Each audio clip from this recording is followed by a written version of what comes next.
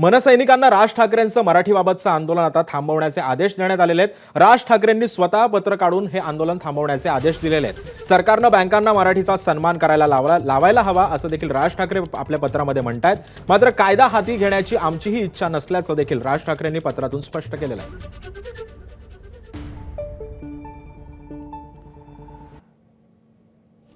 दरम्यान राज ठाकरेंनी मनसैनिकांना काय आवाहन केलंय पत्रातून आपण ते पाहतोय। महाराष्ट्रातल्या बँकांमध्ये मराठीत व्यवहार होतात की नाही हे पाहण्याचा आदेश मी दिला होता।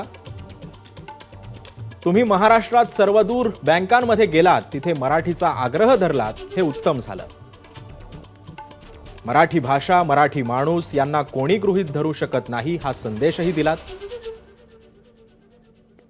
तसंच सर्वदूर असलेली मनसेची संघटनात्मक ताकद पण दिसली। पण आता हे आंदोलन थांबवायला हरकत नाहीये, कारण आपण या विषयात पुरेशी जागृती केलेली आहे। सगळ्यात महत्त्वाची जबाबदारी ही सरकारची आहे। रिझर्व्ह बँकेच्या नियमाची अंमलबजावणी करून घेणं आता सरकारची जबाबदारी आहे। कायदा हातात घेण्याची इच्छा आम्हालाही नाहीये। सरकारनं बँकांना इतर आस्थापनांना मराठीचा सन्मान करायला लावावा। तुर्तास आंदोलन थांबवा, पण मुद्द्यावरचं लक्ष हटू देऊ नका।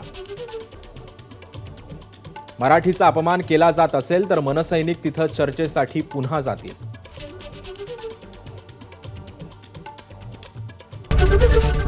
एबीपी माझा, उघडा डोळे बघा नीट।